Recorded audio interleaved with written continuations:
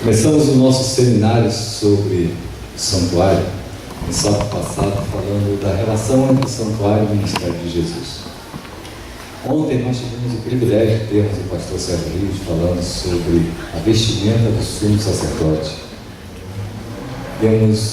Fizemos uma introdução ao tema das 2.300 testemunhas. Hoje nós vamos dar continuidade às 2.300 testemunhas e concluir com o santuário no livro do Apocalipse. Bem, gostaria de abrir a Bíblia com vocês. O mesmo texto que li ontem com vocês. Vou repassar com vocês novamente a introdução de ontem. Daniel capítulo 9, versículo 24. O profeta relata a visão do anjo, dizendo a ele assim: 70 semanas estão determinadas sobre o teu povo e sobre a tua santa cidade, para extinguir a transgressão e dar fim aos pecados, e expiar a iniquidade e trazer a justiça eterna, e selar a visão da profecia, e ungir o santo dos santos. O século XVIII e o século XIX experimentou dois grandes reavivamentos espirituais no meio do povo de Deus. O que ocorreu no século XVIII? O mundo vinha de uma opressão religiosa, perseguições religiosas. Muito por conta dessa perseguição, muitos se voltaram para o estudo da palavra de Deus. Em 1755 ocorreu um tremendo terremoto em Lisboa, que teve um alcance de nível mundial. Nunca havia sido registrado um terremoto como esse.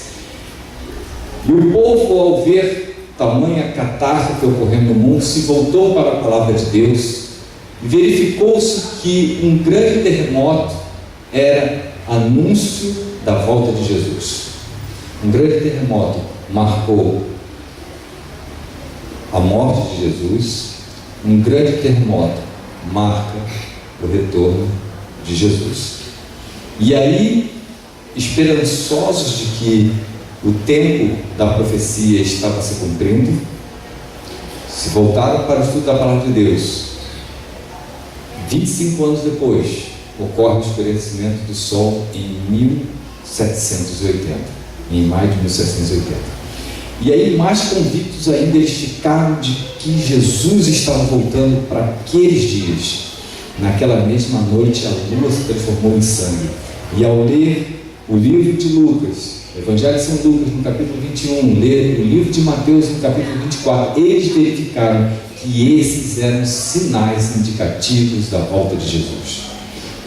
Grande foi o reavivamento causado entre a multidão do povo de Deus por conta desses eventos. No início do século XIX, o movimento ocorrendo na Europa e agora nos Estados Unidos, um jovem que havia crescido num lar cristão, que se afastou de Deus, passou a acreditar que Deus era um ser impessoal. Isso é, alguém que criou o universo, mas se distanciou dele, por isso o mundo vivia da forma como viviam os seres humanos, sofrendo as consequências das suas próprias escolhas, sem a intromissão de Deus. Ele cresceu e se desenvolveu intelectualmente nessa crença. Até que ele mesmo, buscando preencher o vazio do seu coração, um dia se voltou para a palavra de Deus. E se voltando para a palavra de Deus, ele encontrou este versículo aqui no livro de Daniel, que dizia: até 2.300 tardes e manhãs e o santuário será purificado. E agora tem o século XVIII, sinais, eventos marcantes da volta de Jesus. E aí no século XIX aparece esse homem estudando uma profecia que acreditava-se ser o tempo para o cumprimento da volta de Jesus. O que eles acreditavam? Que o santuário a ser purificado era o planeta Terra com fogo, com a volta de Jesus Cristo. E aí ele começou a estudar. Até 2300 o santuário será purificado. Ele procurou entender essa profecia. Descobre no capítulo 9, versículo 24, que 70 semanas estão determinadas sobre o povo para extinguir o pecado. E ele descobre que esse é o ponto de partida para o início do cálculo de quando terminaria o tempo das 2300 tardes e noites. Nós sabemos que ele fez o cálculo e que Jesus não voltou. A terra não foi purificada. Algo aconteceu, mas não foi a volta de Jesus. O que ocorreu? Somente o estudo sobre a purificação do santuário, porque o texto diz assim, até 2300 tardes e manhãs, e o santuário será purificado. Somente o entendimento da purificação do santuário traria um real entendimento do evento que concluiria o estudo daquela profecia. E aí nós vamos ver um pouquinho do que ocorria no dia da expiação. Vimos já no sábado passado, nesse seminário, o simbolismo que havia em cada um dos utensílios do tabernáculo, tanto o interno quanto o externo. Vimos o significado, como ele se encaixa no ministério de Cristo e representa perfeitamente a pessoa de Jesus Cristo. Mas havia um dia especial, uma vez por ano, porque quando o cordeiro e as ofertas eram sacrificadas, derramado seu sangue, simbolizando o sangue que seria vertido por Cristo Jesus para o perdão dos nossos pecados, eram transferidos para o santuário. O santuário ficava como que manchado com os pecados do povo. Uma vez por ano ocorria uma cerimônia para purificar o santuário dos pecados que estavam dentro dele. Essa cerimônia, nós temos ela narrada no capítulo 16 do livro de Levíticos. Eram escolhidos. Um bode era para o Senhor, o outro bode era para Azazel. Como o texto diz que um é para o Senhor e o outro para Azazel, o texto em hebraico significa que um estava em oposição ao outro. Se um estava sendo escolhido para o Senhor, o outro não era para o Senhor. Se esse aqui representava Cristo, o outro representava o contrário de Cristo. Sobre esse primeiro bode eram postas as mãos do sacerdote e confessado todos os pecados do povo.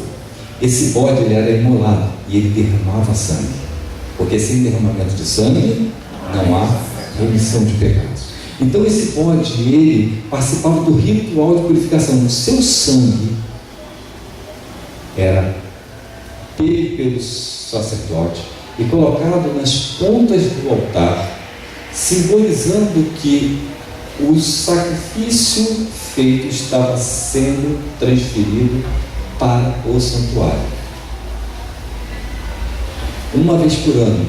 Esse não era apenas para o povo, mas esse ritual era para o próprio sumo sacerdote e também para a sua família, os seus filhos que eram sacerdotes. Depois que ele sacrificava o cordeiro, o bode, melhor dizendo, onde havia derramamento de sangue para haver remissão de pecados, ele entrava no segundo compartimento, adentrando o véu, onde estava a arca, o propiciatório, o Shekinah, e ali ele participava de uma outra parte cerimonial. Havia aceitado o seu povo. Deus dizia para o sumo sacerdote: aceito os sacrifícios, e a crença de que pela fé os pecados de vocês estão perdoados. É uma visão de futuro do que Cristo, do sacerdócio de Cristo, do que Cristo faria. Nós vivemos hoje no privilégio de poder olhar para trás, mas eles precisavam olhar para frente, para o Cordeiro de Deus que ainda não havia, mas sido entregue a nosso favor. Nós podemos hoje olhar para trás e ver o que fez sacrifício de Cristo em nosso favor. Depois que esse ritual estava quase que completo, quando o ritual do sangue para purificação de pecados já havia se derramado, o outro bode, que era o bode para Azazel, era levado para o deserto. Só que antes de ele ser levado para o deserto, os pecados eram confessados sobre a cabeça desse bode. Não havia derramamento de sangue. Muitos creem que esse bode é Cristo. Mas não é esse o significado do ritual do santuário. Esse segundo bode é Satanás. E aí muitos perguntam, mas ele está fazendo remissão de pecados? Não, porque para remir pecado precisa derramar sangue. E esse bode não tinha derramamento de sangue. Mas então por que ele recebia os pecados sobre ele também? Porque de alguma forma os pecados do santuário tinham que ser removidos e transferidos para um outro responsável. No final de todas as coisas, o originador do pecado pagará pelos pecados do povo de Deus, os pecados que foram perdoados. Vou tentar explicar isso de uma outra maneira, saindo um pouco do tema do ritual do santuário, para a gente entender como se dá, o que vai ocorrer no final do milênio. Quando eu confesso o meu pecado, e a palavra de Deus diz que Jesus Cristo, que Deus é fiel e justo para nos perdoar dos mesmos, quando eu confesso o meu pecado, ele não mais está sobre mim, e também não está sobre Cristo, pois Cristo já morreu por ele. O meu pecado é transferido para o originador do pecado. Quando eu não confesso os meus pecados ficam sobre Cristo. E aí, se eu não confessei os meus pecados, e eles estão sobre mim e sobre Cristo, terei que pagar o resultado de ser responsável pela morte do Filho de Deus. O Filho de Deus morreu por causa dos meus pecados. Se eu convivo e desejo estar com os meus pecados, sou responsável pela morte dele. Se os meus pecados não são confessados, eu sou responsável pela morte do Filho de Deus. Consequência disso no juízo? Segunda morte, pois o salário do pecado é a morte. Quando eu confesso os meus pecados, eles são transferidos para o originador do pecado. E aí ele vai responder pelos pecados que Cristo perdoou. Ele se torna o responsável pela morte do Filho de Deus. Por isso, irmãos, que a gente às vezes não compreende por que Satanás se interessa pela derrota dos filhos de Deus. Porque Satanás insiste para que os filhos de Deus caiam em pecado. E muitos pensam assim, se ele já sabe que ele está derrotado, se ele conhece a Bíblia melhor do que os filhos de Deus, se ele sabe, como conhecedor do livro do Apocalipse, que ele vai ser destruído no final do milênio, por que ele se interessa ainda para que você cometa pecado, para que você perca a sua salvação, só porque ele é mau? Não é só porque ele é mau. Porque se você for salvo, ele responderá pelos seus pecados. Mas se você não for, você vai dividir a responsabilidade com ele. É por isso que muitos não compreendem o ritual do santuário lá em Levítico. Por que o pecado era confessado na cabeça desse bode que não era imolado? Porque os pecados do santuário, que simboliza Cristo, estavam sendo transferidos para um outro ser, para uma outra pessoa.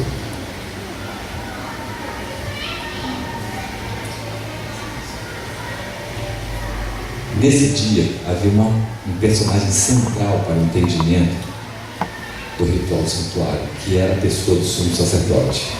Ontem o nosso amigo, o pastor Sérgio Reis, ele falou sobre o sacerdote, mas eu queria apresentar dois aspectos que são duplos, cada um deles, sobre o sumo sacerdote. Quando ele estava diante do povo, ele representava Deus. Quando ele estava diante de Deus, ele representava o povo de Deus. Ele era, em algum momento, Deus e homem. Por isso o sumo sacerdote era, nesse exato momento, a mais perfeita compreensão da humanidade e divindade de Cristo, que diante de Deus me representa, e que quando esteve aqui entre nós demonstrou para a humanidade quem era Deus. Essa é uma forma de nós compreendermos o sumo sacerdote, uma das partes. A outra, que também é dupla, diz que quando o sacerdote estava no segundo compartimento, representando o povo, ele clamava pela misericórdia de Deus para que os pecados fossem perdoados. Dessa forma, ele era um mediador entre Deus e os homens. Enquanto ele estava diante de Deus, ele estava representando o povo, e ali ele estava clamando pelos pecados do povo, pedindo pelo povo, representando o povo como mediador. Mas quando ele saía para dizer se Deus havia aceitado ou não, ele se apresentava como juiz para dar uma sentença. O que significa que todo aquele ritual, na verdade, era um ritual de juízo, para dizer se Deus havia aceitado ou não a graça que havia sido ofertada para o povo, se eles haviam aceitado ou não, e se Deus agora aceitava aquilo que eles haviam ofertado durante um ano inteiro por meio da fé. Era um ritual de juízo.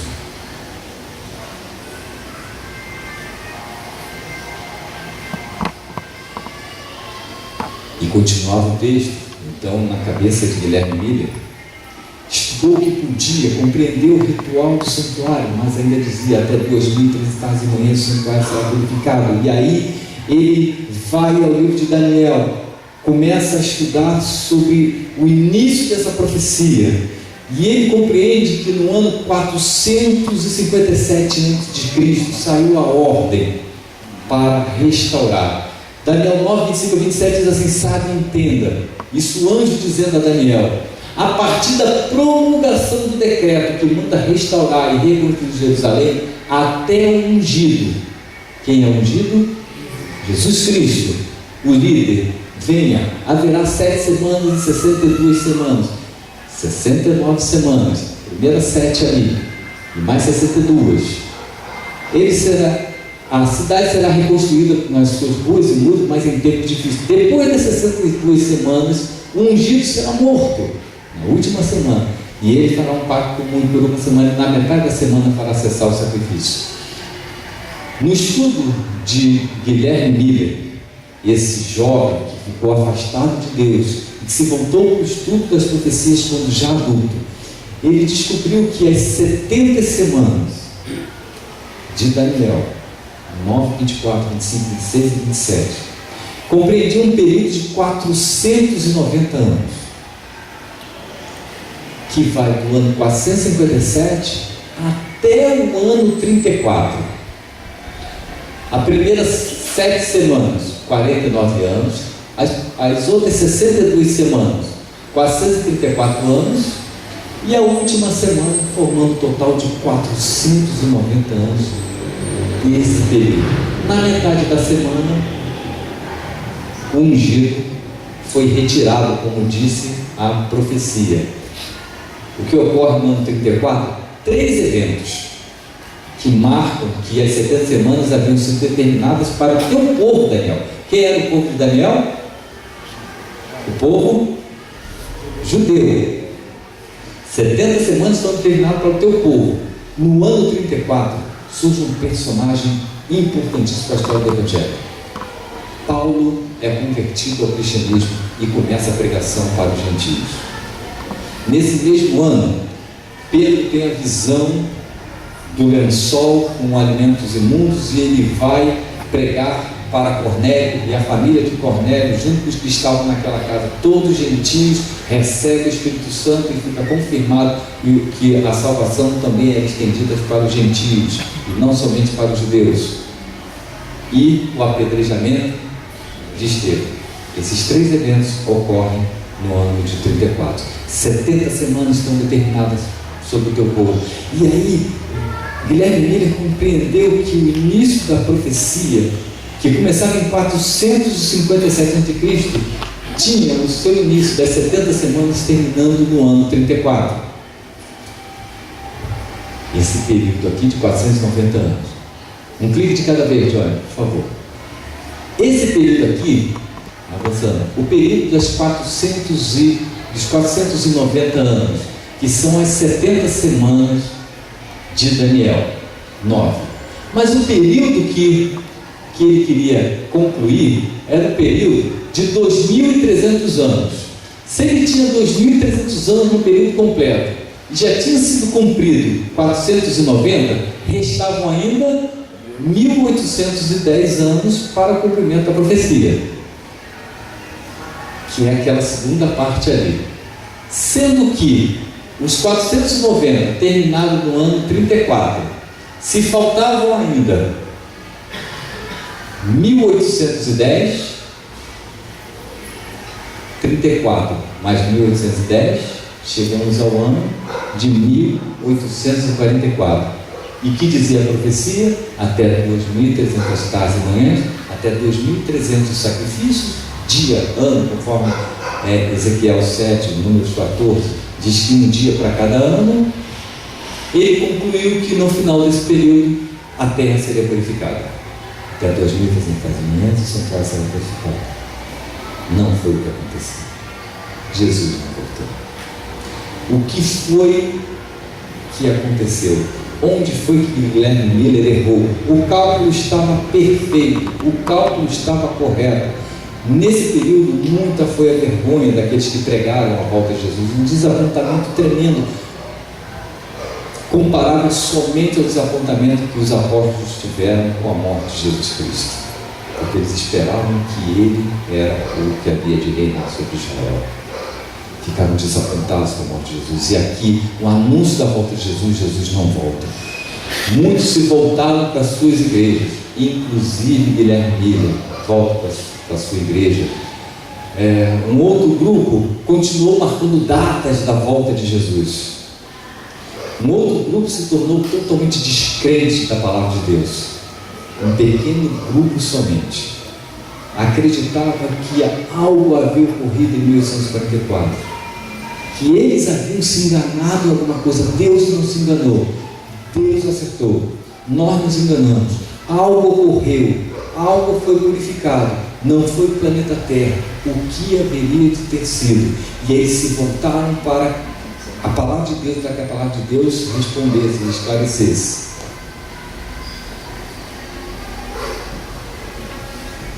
E aí encontraram no livro de Hebreus, especialmente no capítulo 7, 8 e 9, o seguinte texto: porque Cristo não entrou em santuário feito por mãos humanas, figura do verdadeiro, porém no mesmo céu, para comparecer agora por nós diante de Deus. E eles começaram a compreender que Jesus Cristo, depois de sua morte, depois de sua ascensão, passou a ministrar num santuário não feito por mãos humanas, que era apenas figura de um verdadeiro. mas no céu. E eles começaram a ter essa compreensão. E disse assim também o texto de Hebreus: quando porém veio Cristo como sumo sacerdote, e aí eles compreenderam, Jesus Cristo então é um sumo sacerdote, seria o sumo sacerdote verdadeiro, e aquilo que ocorria aqui era apenas uma sombra do verdadeiro. Então o ritual de purificação deveria estar ocorrendo no céu. Mediante, volta, por favor, mediante maior e mais perfeito tabernáculo, e tiveram a compreensão que havia um outro tabernáculo, não na terra, porque Jesus Cristo não entrou no tabernáculo terrestre, mas que Jesus Cristo estava entrando num outro tabernáculo, não desta terra, não desta criação, um outro tabernáculo. E diz assim: mas não por meio de sangue de bodes e de bezerros. E agora o texto de Hebreus faz uma clara ligação entre o ministério de Cristo no céu e o ritual de purificação do santuário, uma vez por ano, quando era oferecido o bode no lugar do cordeiro. E o texto diz: mas pelo seu próprio sangue ele entrou nos santos dos santos, uma vez por todas, porque ele obteve uma eterna redenção. E aí agora, aquele povo que estava estudando, que sabia que o cálculo estava correto, teve uma compreensão, pelo estudo da palavra de Deus, que Jesus Cristo estava no local santíssimo, dando continuidade ao seu ministério sumo sacerdotal. Essa parte do ministério de Cristo tem início em 1854. Mas por que o santuário celestial deveria ser purificado?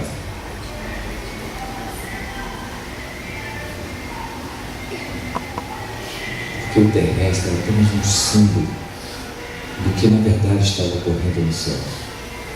Os nossos pecados chegaram até lá. E o santuário celestial precisa ser purificado. Nesta terra, o ritual de purificação era um dia de juízo, quando Deus demonstrava se aceitava ou não a fé dos seus filhos. Hoje, Jesus se encontra no santuário celestial, no local santíssimo, onde a glória de Deus se revela.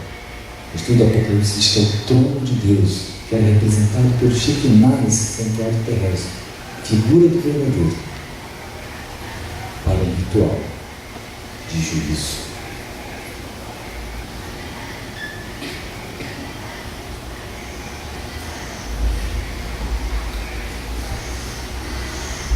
Em 1854, Cristo passou do lugar santo para o Santíssimo, o santuário celestial, para iniciar a purificação, o juízo investigativo, a qual faz parte da eliminação final de todo pecado, prefigurada pela purificação do antigo santuário hebraico. Para que o pecado tenha uma destinação final, tenha um encerramento, é preciso que Jesus participe deste ritual no céu. É um ritual de juízo. Pedro fala que o juízo começa pela casa de Deus. Os que não creram em Jesus Cristo não passam por juízo. Por quê? Porque não creram no nome do Filho de Deus. Pois quem crê e for batizado, mas o que não crê já está condenado, é o que diz a palavra de Deus. Então o juízo, diz Pedro, é para os que um dia creram. Nós é que seremos aceitos, irmão. Muitos têm medo de seus nomes estarem sendo passados no local santíssimo. Eu gostaria que meu nome estivesse sendo passado agora, porque uma vez que Cristo morreu em meu favor, toda a sua obra é redentora, é salvífica. Cristo não está hoje no local santíssimo para me julgar, para me condenar, mas para confirmar a minha salvação. É isso que diz o livro de Romanos no capítulo 8. Se é Ele quem justificou, quem tentará acusação contra os eleitos de Deus? porque nada pode nos separar do amor de Deus que está em Cristo Jesus, o nosso Senhor. É o que diz a palavra de Deus. Se o nosso nome está sendo passado no local santíssimo hoje, é para a nossa salvação. Nós não pertencemos mais a este mundo. É o que diz a palavra de Deus. A purificação do santuário terrestre, no dia do Yom Kippur, como disse o pastor Sérgio Rio, que é o dia do juízo, Yom Kippur, dia do juízo, no qual o sumo sacerdote passava do Santo ao Santíssimo, era o 10º dia do 7º mês, que em 1844 caiu no dia 22 de outubro.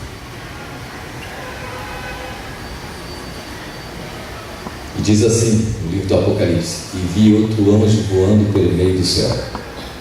E ele tinha o Evangelho eterno para proclamar aos que habitam sobre a terra e sobre toda a nação e tribo, língua e povo, dizendo em grande voz: temei a Deus e dai glória. Por quê? Porque é chegada a hora de Cristo sair do local santo e ir para o Santíssimo. Era o dia do juízo. E adorai aquele que fez o céu, a terra e o mar, a fonte das águas. Essa compreensão nós tivemos desde o início da fundação da nossa igreja. Nossa igreja, a Igreja Adventista do Sétimo Dia, surge então a partir de um movimento de estudo de profecias, em 1844, quando um pequeno grupo que não desistiu, sabendo que o cálculo estava correto e o evento errado, adentra no estudo da profecia da palavra de Deus e percebe que Cristo está ainda ministrando em favor da nossa salvação no lugar santíssimo.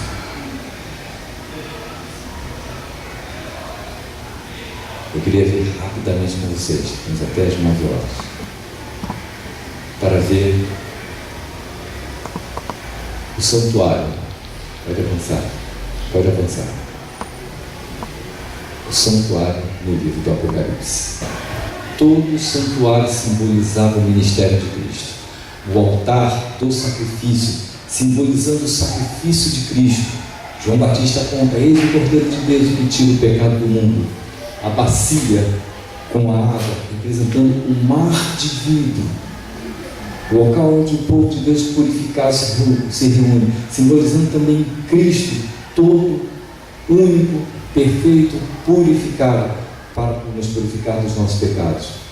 Dentro tínhamos o castiçal, Jesus Cristo, a luz do mundo, os pães da proposição, Jesus Cristo, o pão da vida, o altar do incensário, Cristo, nosso mediador, aquele que pede por nós, aquele que ora em nosso favor, e no local santíssimo, a arca, símbolo perfeito da humanidade e divindade de Cristo.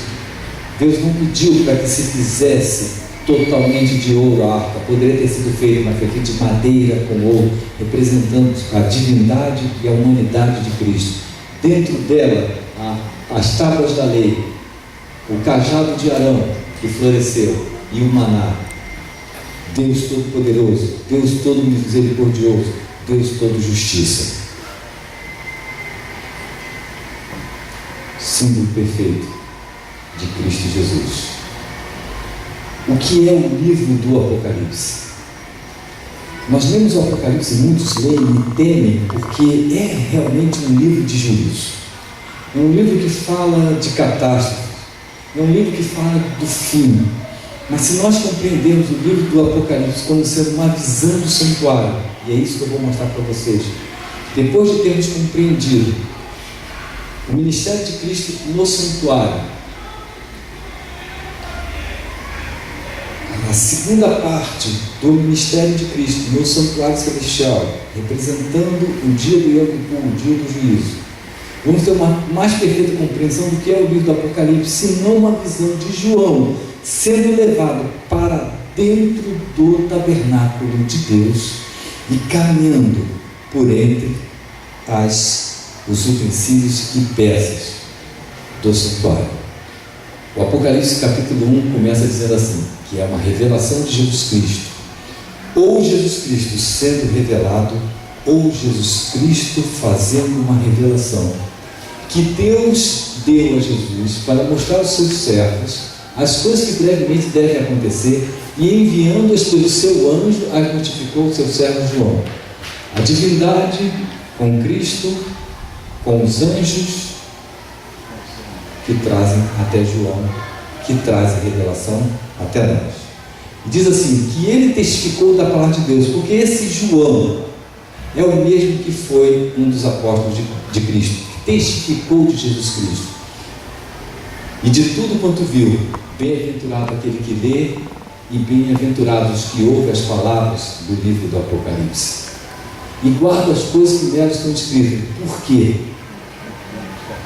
Porque a visão é de dentro do santuário, porque o tempo para este mundo está chegando ao fim. Essa é a visão do livro do Apocalipse.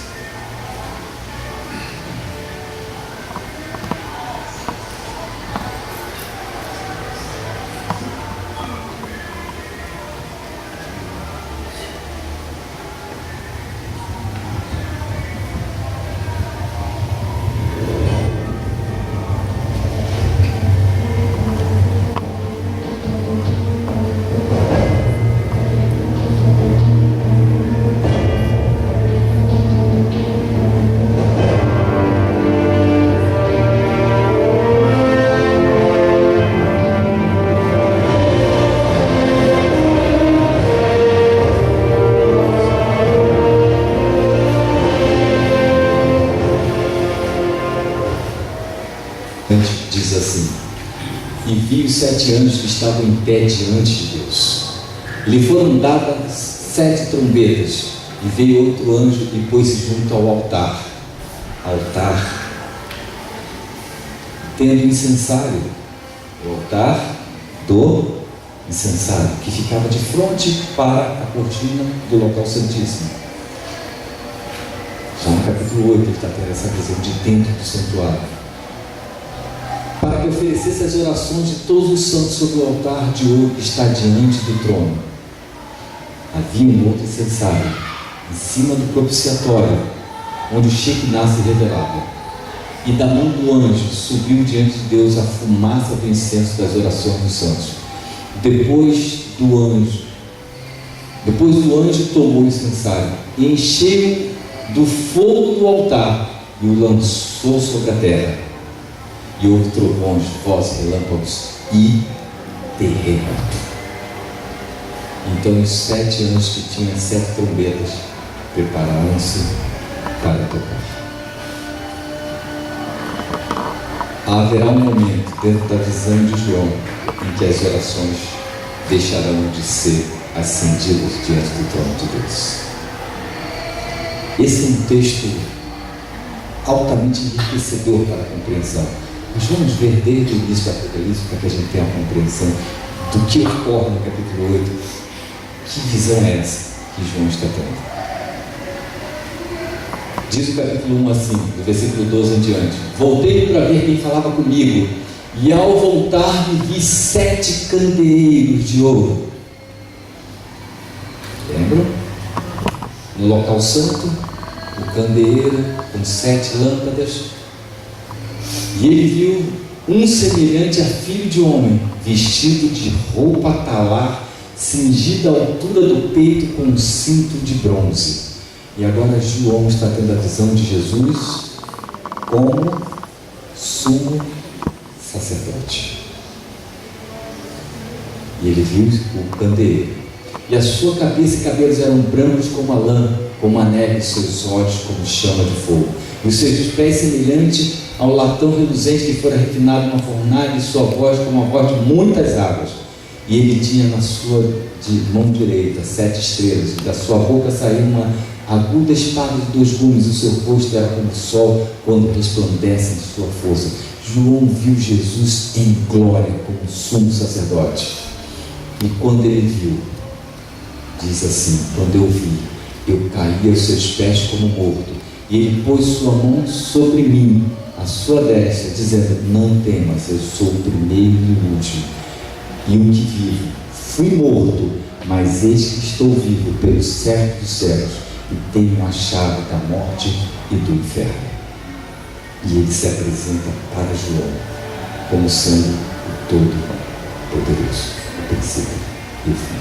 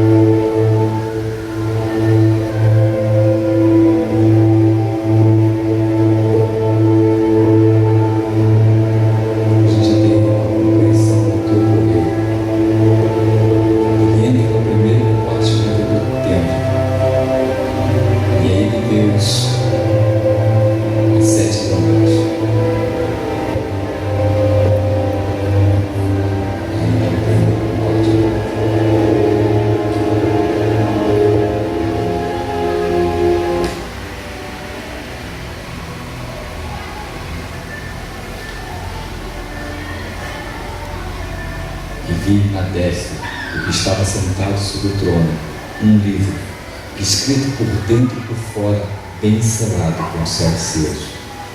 E diz que João chorou quando ele teve essa visão, porque não foi achado ninguém digno de abrir o livro nem de olhar para o livro. E disse-lhe um dos anciãos: não chores, eis o leão da tribo de Judá, a raiz de Davi venceu para abrir o livro e romper os sete selos. Por que João chora? João foi parte do ministério de Cristo, foi talvez um dos discípulos que teve a melhor compreensão do amor de Deus para a salvação da humanidade e do plano da redenção de Cristo. Foi o que teve o privilégio de ver Jesus em glória junto com Pedro e Tiago no mundo da transfiguração, mas de todos os discípulos foi o único que teve o privilégio de ficar perto de Cristo durante a sua entrega e ouvir as palavras de perdão: Pai, perdoa-os porque não sabem o que fazem. Pai, em tuas mãos eu entrego o meu espírito. Também teve o privilégio de ser um dos primeiros a entrar na tumba de Cristo e ver que ela estava vazia. Dos discípulos, João foi o cara que tinha a melhor compreensão do plano da redenção. Ele compreendia que a morte de Cristo foi completa em si mesmo, mas que o plano da redenção era maior do que simplesmente a morte de Cristo, ou unicamente a morte de Cristo, que o ministério de Cristo precisava continuar, e agora ele vê que o plano da redenção não pode ser concluído, porque não há ninguém digno para abrir o livro selado, e ele começa a chorar desesperado, e quando ele está em desespero de choro, aparece alguém que diz assim: é digno para abrir. O povo de Judá, o povo de Israel, pensou que ele viria como um leão. Por isso que o texto diz: eis que o leão da tribo de Judá. Mas Jesus Cristo não se apresentou como um leão. Ele se apresentou como cordeiro. Talvez por isso ele não tenha compreendido a obra ministerial de Cristo em se entregar. Mas para João é revelado. E diz assim: nisto vi, entre o trono e os quatro sobreviventes, no meio dos anciãos, um cordeiro em pé, como havendo sido morto, um cordeiro que foi morto, que tinha 7 chifres e 7 olhos, que são os 7 Espíritos de Deus enviados por toda a terra.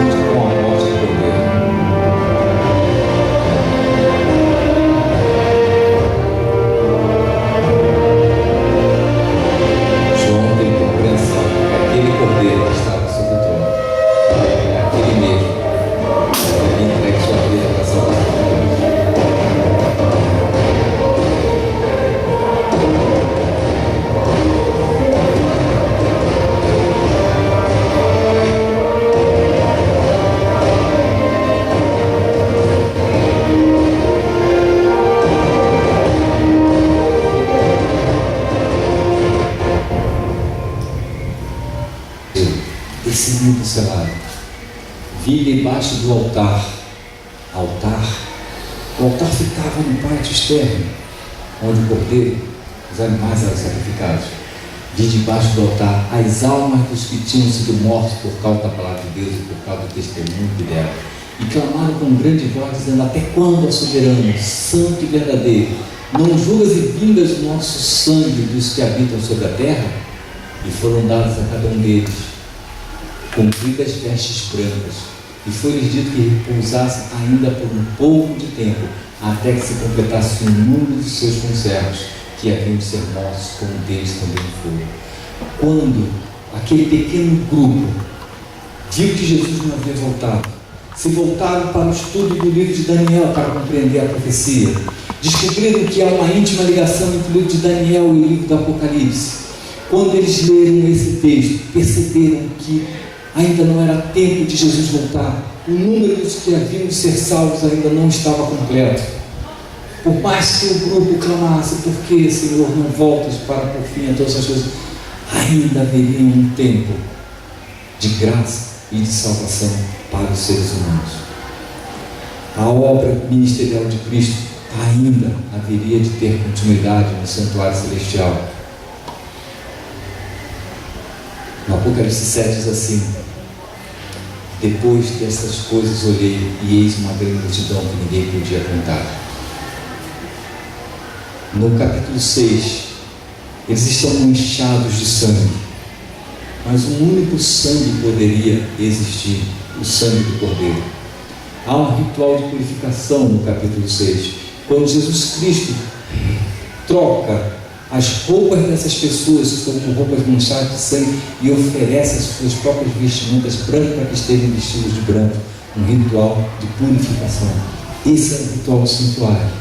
Apocalipse 7, depois dessas coisas olhei, e eis uma grande multidão que ninguém podia contar, de todas as nações, tribo, povos e línguas, estavam em pé diante do trono, em presença do Cordeiro, trajando compridas vestes brancas e com palmas nas mãos. E clamavam com grande voz: salvação ao nosso Deus, que está sentado sobre o trono, e ao Cordeiro. Um ritual de purificação para a salvação.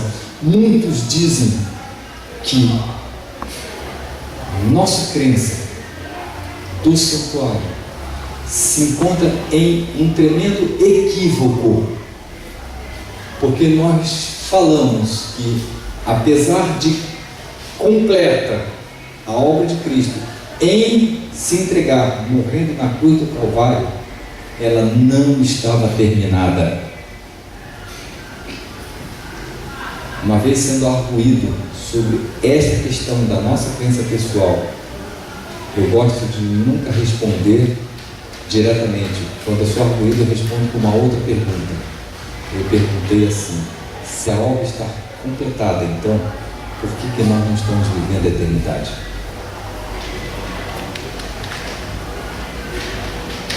E o meu amigo não pôde me responder. O que significa que a obra de Cristo em se entregar na cruz do Calvário foi perfeita, mas havia ainda de ser concluída. O pecado ainda não foi exterminado. Nós continuamos a perder os nossos amigos, os nossos queridos, os nossos irmãos. Nós ainda não vivemos a eternidade. E a morte de Cristo não foi em vão. A morte de Cristo foi para que Deus pudesse finalmente habitar no meio do seu povo. Lembra? Êxodo 25, 8. Me construam um tabernáculo para que eu possa habitar no meio deles. Não está concluído. A conclusão está em Apocalipse 21, 3, que diz: e vi o tabernáculo de Deus com os homens, e Deus mesmo estará com eles para sempre. É aí que se conclui, é depois do milênio. A obra de Cristo completa e perfeita, mas não está concluída.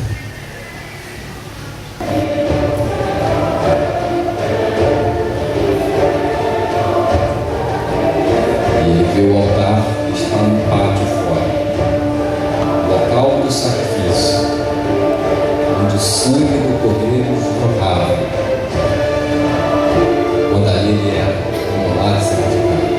E João João tem a visão do pátio do santuário e viu a multidão de salvos com suas roupas manchadas de sangue, como que parte do ritual.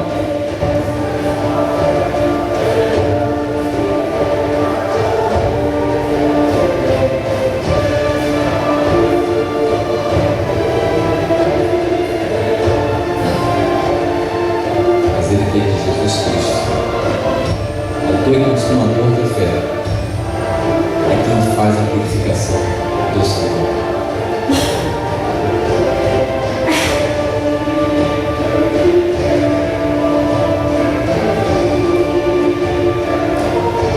Esse sumo sacerdote se apresenta na visão de João, diante de uma multidão incontável, da glória a esse cordeiro que foi morto, mas que é o Salvador.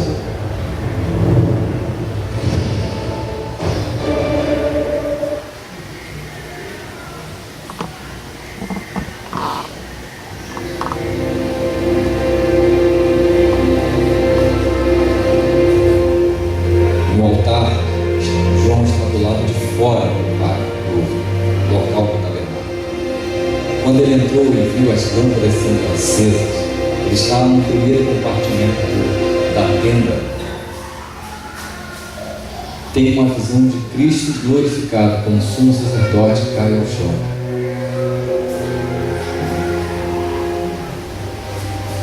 Esse sumo sacerdote se apresenta para ele dizendo para que ele não temesse, pois ele era o primeiro e o último, que ele esteve morto, mas que reviveu. João teve a compreensão que esse sumo sacerdote era aquele mesmo que havia morrido por ele.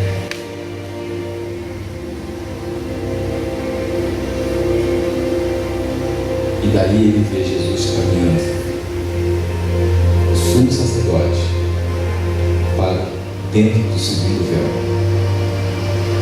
João segue sua visão, andando por dentro do tabernáculo, até o local do segundo véu.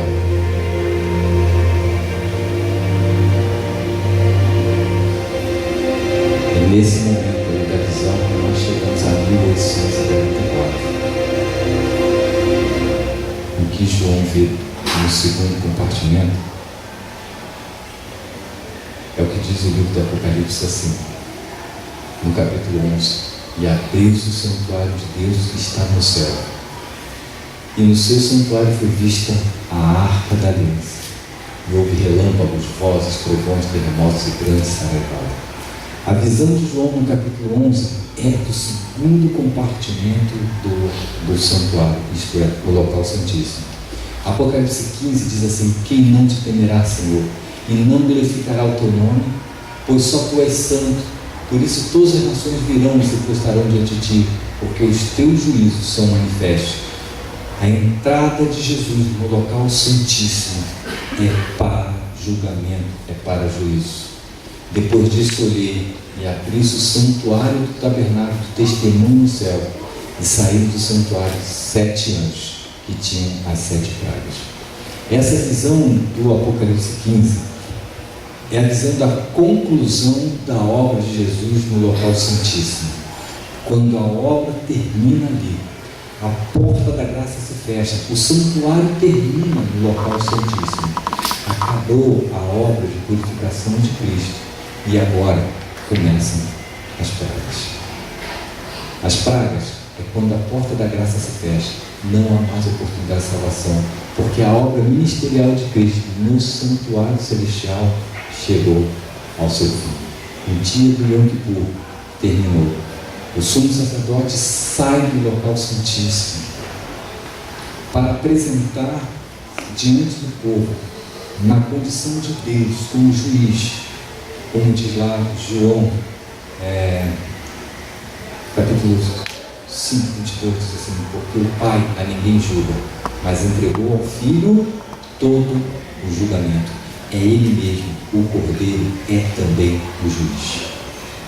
E agora começa o juízo sobre aqueles que não aceitaram o Cordeiro como seu Salvador. E abriu-se o sétimo selo. E agora o livro, todo selado, tem o seu encerramento, na abertura do sétimo selo. E fez-se silêncio no céu. Por meia hora. Em estudo profético, meia hora, no cálculo baseado no dia-ano de Números 14 e Ezequiel 7, esse cálculo dá uma semana. Fez-se silêncio no céu por uma semana. Vocês sabem o que significa essa uma semana, esse silêncio no céu? Jesus Cristo não está mais no céu. Todos os anjos o acompanham agora. Não há mais louvor no céu. Saiu-se do céu na abertura do sétimo selo. Jesus Cristo vem concluir a sua obra, que começou desde a fundação do mundo. Pois desde a fundação do mundo, o Cordeiro já havia sido morto. E agora ele vem concluir a sua obra de redenção. Porque façam-me um santuário para eu habitar no meio deles. Só pode ser concluído quando Jesus cumprir com a sua promessa de vou preparar-vos lugar.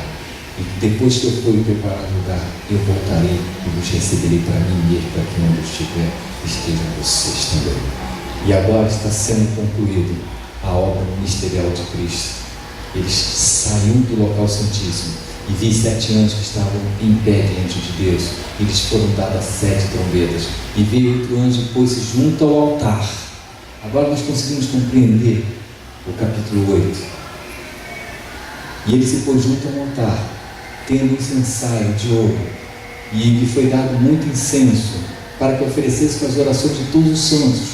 E aí, nesse período, o sétimo selo está sendo aberto, o silêncio vai ser feito, as orações não mais vão ascender aos céus, quando Jesus Cristo terminar a sua obra ministerial no santuário.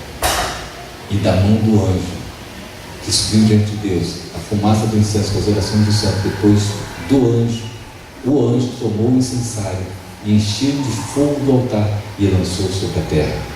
Acabou-se a oportunidade de intercessão de Cristo no local santíssimo.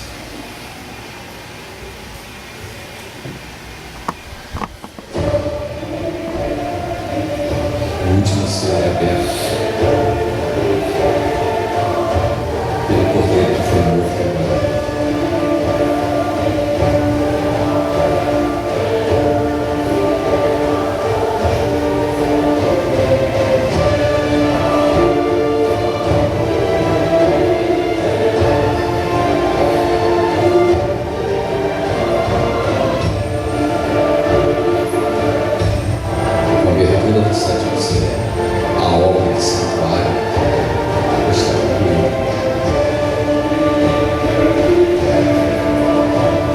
Sai do celular para nos resgatar.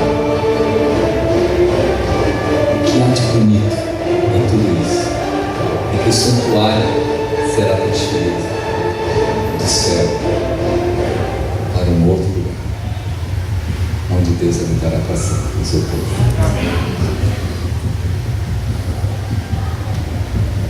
Hoje, enquanto Jesus se encontra no local santíssimo, é a nossa oportunidade de salvação. A nossa oportunidade de escolher de que lado está, de aceitar Jesus como nosso Salvador e aquele que pode nos purificar de todo o mal, de todo o nosso pecado. E quando Jesus terminar essa obra, muitas coisas vão ocorrer nesse planeta.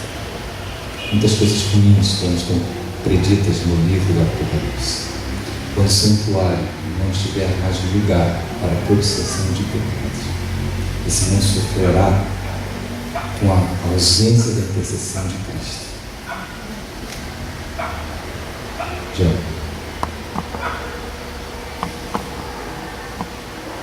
O livro de Levíticos, nós temos dificuldade de compreender, mas ele fala da volta de Jesus, porque ele fala do santuário.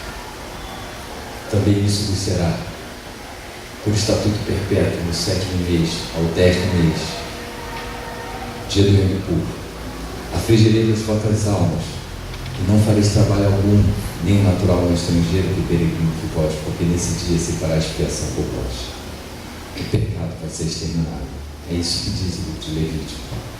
Para purificar vocês de todos os vossos pecados, sereis purificados diante do Senhor. Será um sábado descanso e seu milênio. Solene para vós, e afligireis as vossas almas, isso é um estatuto perpétuo. Deus está dizendo que Ele vai cumprir a promessa dEle. Deus não vai deixar de cumprir aquilo que prometeu. E assim se fará expiação pelo santuário. O santuário será purificado.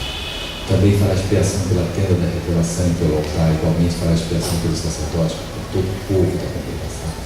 Isso será por estatuto perpétuo e para todo sempre, para fazer expiação uma vez no ano pelos filhos de Israel por causa de todos os pecados. E fez Arão como o Senhor ordenara a Moisés. O livro de Levítico fala de uma conclusão maravilhosa, quando o pecado não mais existirá.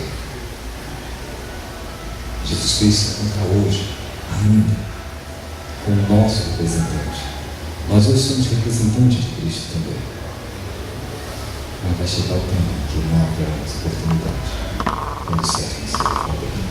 Esse evangelho deve ser pregar a todo mundo, a testemunho de todas as nações, então,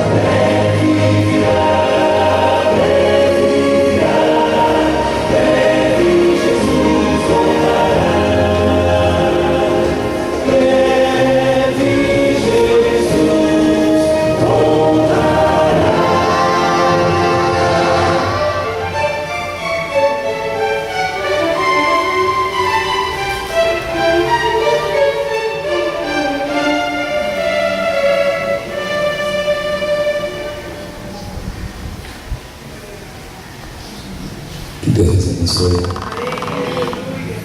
Que esse nosso seminário do santuário tenha nos ajudado a compreender um pouco mais sobre o ministério de Cristo e por que nós, como adventistas do sétimo dia, temos uma doutrina sobre um santuário celestial vigente, onde Cristo atua como nosso sumo sacerdote. Como eu disse no sábado passado, e disse ontem, Ellen White escreveu assim: retire-se um dos pilares da nossa fé, o santuário. E não sobrará mais nada em acreditarmos. A crença no ritual do santuário, a crença no santuário, é a base da nossa fé e segurança de que aquele que iniciou a obra, ele mesmo vai concluir. Nós gostaríamos de fazer parte do povo de Deus que vai estar em pé no dia da volta de Jesus. Amém. Santo Deus, te agradecemos o privilégio de termos iniciado essa semana na tua casa. Amém, Senhor. Obrigado. Nós queremos que tu permaneça em nós ao longo desta semana. A tua palavra diz que era o teu desejo que houvesse um santuário, um tabernáculo para que o Senhor habitasse com o teu povo. A tua palavra revela que o Senhor finalmente estará conosco para sempre no tabernáculo. Mas nós, Senhor, somos o teu templo vivo. E te pedimos que venha habitar em nós. É a nossa maior necessidade. É verdade. E por favor, bondoso Pai, porque acreditamos que Jesus Cristo se encontra agora no local santíssimo, ministrando em nosso favor, nós te declaramos que aceitamos o sacrifício dele como sendo todo perfeito para a remissão dos nossos pecados. E te pedimos que tu nos perdoe dos mesmos. Se necessário for, escreva o nosso nome no livro da vida do Cordeiro. E nos aceite como parte da tua família. Nossa vida está entregue em tuas mãos. Na certeza que o Senhor está atendendo e ouvindo a nossa oração. Nós desde já te agradecemos. E porque temos a certeza que o Senhor está atendendo a nossa oração? Pelo simples fato de que como igreja reunida, nós pedimos em nome de Jesus. Amém. Deus abençoe vocês até a próxima oportunidade.